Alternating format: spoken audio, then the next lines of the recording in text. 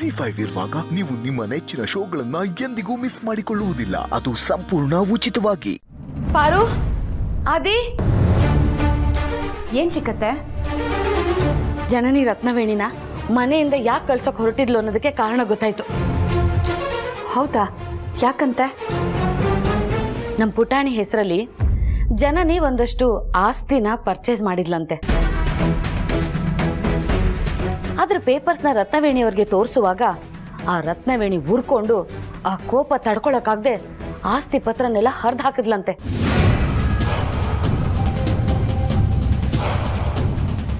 ಆ ಕಾರಣಕ್ಕೆ ರತ್ನವೇಣಿಯವ್ರನ್ನ ಜನನಿ ಮನೆಯಿಂದ ಹೊರಗಾಕೋ ನಿರ್ಧಾರ ಮಾಡಿರೋದು. ಆದ್ರೆ ಅಕ್ಕನ ಹತ್ರ ಮಾತಾಡುವಾಗ ರತ್ನವೇಣಿಯವ್ರನ್ನ ಮನೆಯಿಂದ ಹೊರಗಡೆ ಹಾಕ್ಬೇಕು ಅನ್ನೋ ವಿಷಯ ಮಾತ್ರ ಮಾತಾಡಿದ್ಲು. ಅದಕ್ಕೆ ಕಾರಣ ಏನು ಅಂತ ಹೇಳಿಲ್ಲ. ಬಹುಶಃ ಪುಟಾಣಿ ಹೆಸರಲ್ಲಿ ಅವಳು ಮಾಡಿರೋ ಆಸ್ತಿ ವಿಚಾರ ಸೀಕ್ರೆಟು ಯಾರಿಗೂ ಗೊತ್ತಾಗಬಾರ್ದು ಅಂತ ಇರಬೇಕು. ಆ ರತ್ನವೇಣಿ ಏನ್ ಸಾಮಾನ್ಯದವಳಲ್ಲ. ಜನನಿ, ನಿನ್ ಪುಟಾಣಿ ಹೆಸರಲ್ಲಿ ಆಸ್ತಿ ಬರ್ದಿದ್ಯಾ ಅಂತ ಯಾರಿಗಾದ್ರೂ ಗೊತ್ತಾದ್ರೆ ಪುಟಾಣಿಗೆ ಅದರಿಂದ ಅಪಾಯ ತಪ್ಪಿದ್ದಲ್ಲ, ಅದಕ್ಕೆ ಆಸ್ತಿ ಪತ್ರಗಳನ್ನ ಹರಿದಾಕ್ಬಿಟ್ಟೆ ಅಂತ ಸುಳ್ಳು ಹೇಳಿದ್ಲು. ಅಂದ್ರೆ ಜನನಿ ಪುಟಾಣಿಗೋಸ್ಕರ ಮಾಡಿರೋ ಆಸ್ತಿನ ಯಾರಿಗೂ ಹೇಳಕ್ಕೆ ಇಷ್ಟ ಇಲ್ಲದೆ ಮುಚ್ಚಿಡಿದಾಳೆ ಅಂತ ಆಯ್ತು. ಅದ್ರಲ್ಲಿ ಏನಿದೆ? ಅದು ಅವಳಿಷ್ಟ.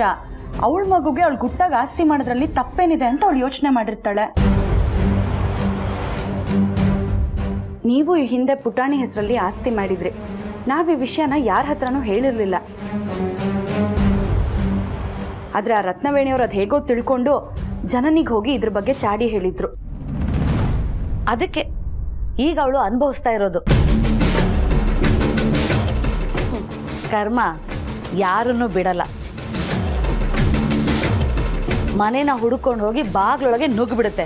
ಸ್ವಲ್ಪ ಟೈಮ್ ಹಿಡಿಬೋದು ಅಷ್ಟೇ, ಆದ್ರೆ ಗುರಿ ಮಾತ್ರ ತಪ್ಪಲ್ಲ. ಅದಕ್ಕೆ ಈಗ ಸರಿಯಾಗಿ ಅನುಭವಿಸ್ತಾ ಇದ್ದಾಳೆ. ಹೋಗ್ಲಿ ಬಿಡಿ, ಅವ್ರು ಇಲ್ಲೇ ಇದ್ರೆ ಜನನಿಗೆ ಸಹಾಯ ಆಗುತ್ತಲ್ಲ ಅಂತ ಹೇಳ್ದೆ.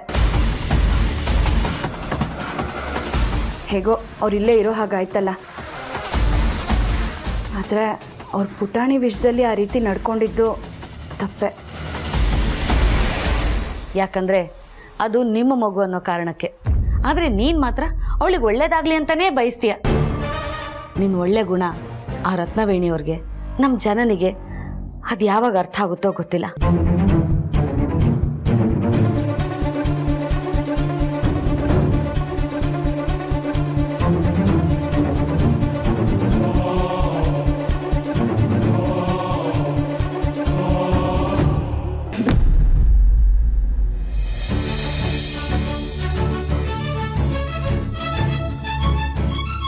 Good morning Raghu.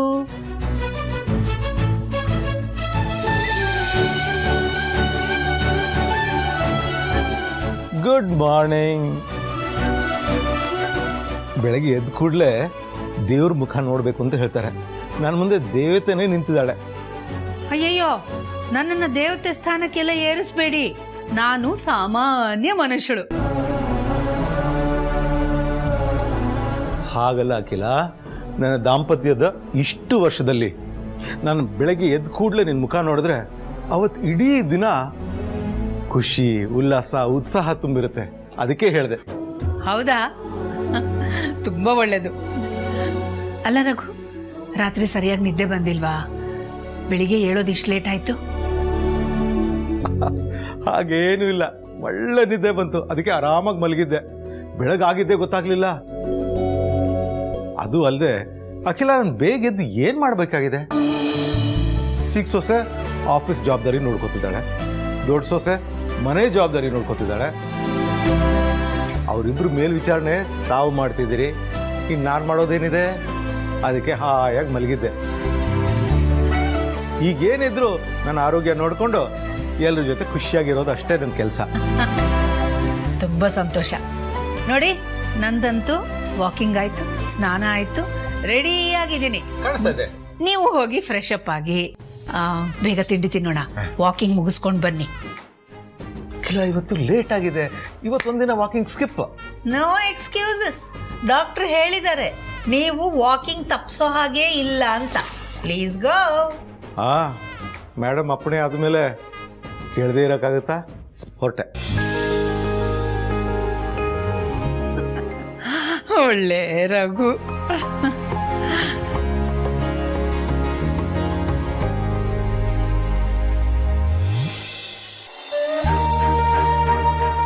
ಆಹಾ, ನಮ್ಮ ಪುಟಾಣಿ ಸ್ನಾನ ಮಾಡಿ ರೆಡಿ ಆಗ್ತಾ ಇರೋದಾ?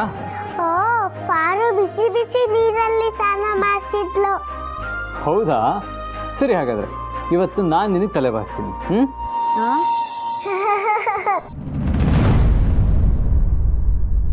ಯಾಕೆ ಪುಟ, ನಾನು ತಲೆ ಬಾಚಬಾರ್ದಾ? ನೀವ್ ನಂಗ್ ತಲೆ ಬಾಚ್ತೀರಾ? ತಲೆ ಮೇಲಿರೋ ಕೂದಲುನ ಬಾಚ್ಬೇಕು ತಾನೆ.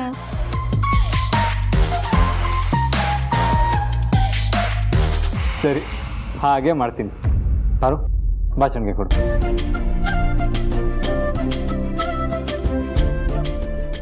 ನೀವಾ? ಪರವಾಗಿಲ್ಲ ಬಿಡಿ ಯಜಮಾನ್ರೆ, ನಾನೇ ಬಾಚಿಸ್ತೀನಿ. ಹಾಗಂದ್ರೆ ಹೇಗೆ? ನನ್ನ ಮಗಳನ್ನ ನಾನು ರೆಡಿ ಮಾಡ್ತೀನಪ್ಪ. ಕೊಡಲಿ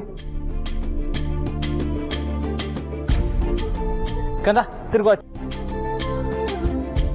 ಪುಟಾಣಿ, ನೀನಿವತ್ತು ಶಾಲೆಯಿಂದ ಬೇಗ ಬಂದರೆ ನಾನು ನಿನಗೆ ಅಂಬಾರಿ ಮಾಡಿಸ್ತೀನಿ. ಸರಿ ಅಂಬಾರಿ ತಾತ.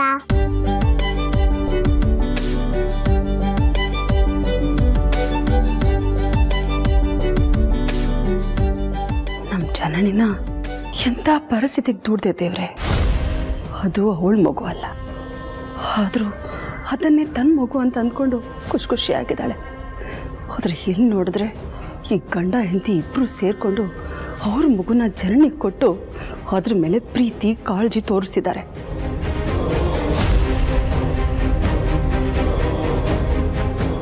ಆ ಸುಖಕ್ಕೆ ಇವ್ರ ಮಗುನ ಜನನಿಗೆ ಯಾಕೆ ಕೊಡಬೇಕಾಗಿತ್ತು?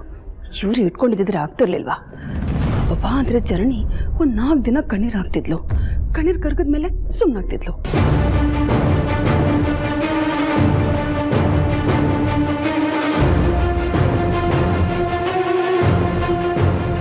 ಅಪ್ಪಪ್ಪ, ನನಗಂತೂ ಈ ಸತ್ಯ ಗೊತ್ತಾದಾಗಿಂದ ಹೊಟ್ಟೆಗೆ ನೆಟ್ಟಗೆ ಊಟನೇ ಸೇರ್ತಿಲ್ಲ. ಈ ಚೋಟ್ ಹುಡುಗಿನ ಸಾಮಾನ್ಯದೊಳಲ್ಲ, ಗಟ್ಟಿ ಪಿಂಡ. ಪಾರ್ಕಲ್ಲಿ ಒಬ್ಳೆ ಕಳೆದು ಹೋದ್ರೂ ಏನೂ ಆಗಿಲ್ಲ.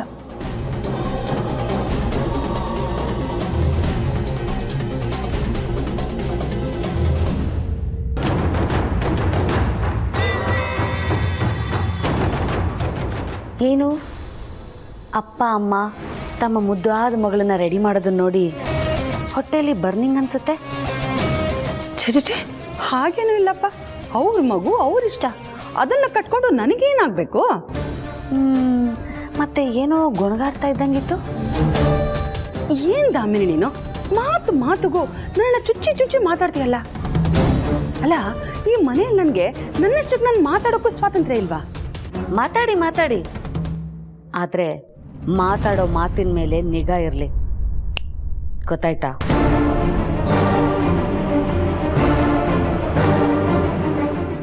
ZEE5 ಆಪ್ ಡೌನ್ಲೋಡ್ ಮಾಡಿ ಎಲ್ಲಾ ಸಂಚಿಕೆಗಳನ್ನು ಸಂಪೂರ್ಣ ಉಚಿತವಾಗಿ ನೋಡಿ.